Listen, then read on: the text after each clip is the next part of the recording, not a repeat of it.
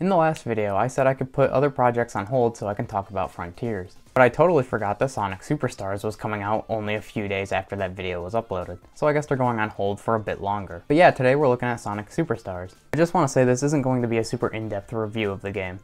I'm just going to talk about my thoughts on the game, what I liked and what I didn't. There will also be no spoilers in this video, so let's begin. Superstars does have a story, but it's pretty simple, which is pretty normal for a 2D Sonic game. Eggman hires Fang and new character Trip to capture the giant Flickies so he can use them to power stronger Badniks. So Sonic, Tails, Knuckles, and Amy have to stop them and collect the Chaos Emeralds to stop Eggman. Like I said, it's simple, but it's a classic Sonic game, so I wasn't expecting much anyway.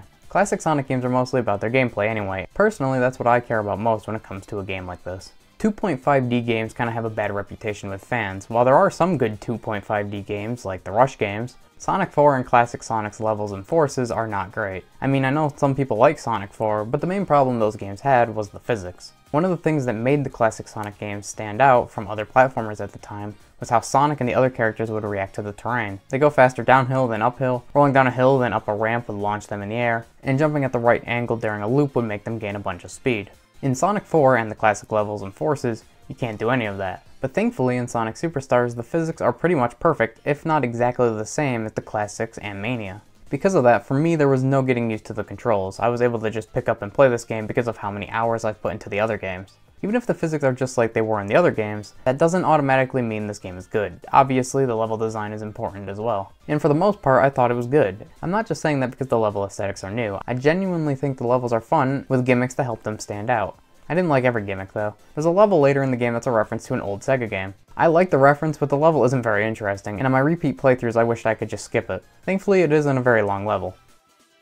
I was a bit worried before playing that the level design would be very simple because this game is designed around 4-player multiplayer. But there are still multiple paths and a bunch of secrets to find, like coins you can spend on stuff in the multiplayer, which I didn't play, mini games where you can earn the same type of coins, or the giant rings that send you to a special stage so you can collect the Chaos Emeralds. These special stages are fun, although sometimes the auto lock-on thing wouldn't lock on to anything even though I felt like it should have.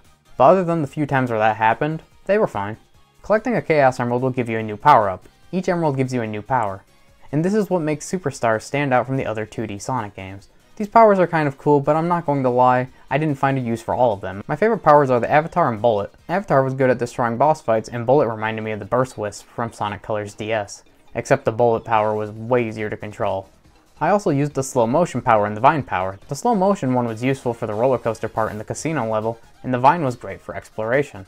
The only two I didn't use at all were the purple one and the silver one. The purple one can reveal hidden platforms. When I first unlocked this, I thought it was going to be like the X-ray visor from Super Metroid, where you just have to guess where hidden things are. In Superstars, an icon will show up whenever there's a hidden thing around, so it's better than the X-ray visor. The silver power gives each character their own attack, but I never used it. I never found a reason to use it. A simple jump or spin dash was enough. Maybe the bosses, but I don't know. The bosses in this game are probably one of my least favorite parts of this game. The main problem I have with it is they take a while to beat. You hit them once and then you have to wait a while until you can hit them again. The reason why I think it's designed like this is because the game is supposed to be played multiplayer. So if everyone could just hit the boss repeatedly, it would be over really quickly. So I get it, but in single player, it's just kind of boring. But the bosses are good overall. Like I said earlier, the game was designed with 4-player multiplayer in mind. Sadly, I wasn't able to play this game with 4 players, but I did play the game with 2 players.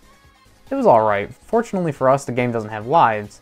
Otherwise, this game probably would have been super frustrating when playing multiplayer. The main problem we had when playing multiplayer was one of us would get off screen constantly, just because of how fast some parts of this game were. I also didn't like how in the jungle level, only one player gets the light to follow them. The other players might as well wait to play until the other player with the light gets out of these sections. We also got this weird glitch where the game thought I was underwater when I respawned, so that was weird. The multiplayer playthrough was my second playthrough of this game, and since I played as Sonic for my first playthrough, I played as Tails for the second. Each playable character has their own unique abilities to make playing as them different, just like the classic games. Sonic's unique ability is the Drop Dash from Mania, and it's just as good here as it was in Mania. The Drop Dash makes Sonic my favorite character to play as because I love speedrunning through the levels in a Sonic game. Tails can fly, Knuckles can glide, and Amy has a double jump and can swing her hammer in front of her to defeat enemies. Tails and Knuckles were good for exploring the levels. Whenever I end up replaying this game, I'll probably just play as Sonic because of the Drop Dash. The last thing I want to talk about is the music.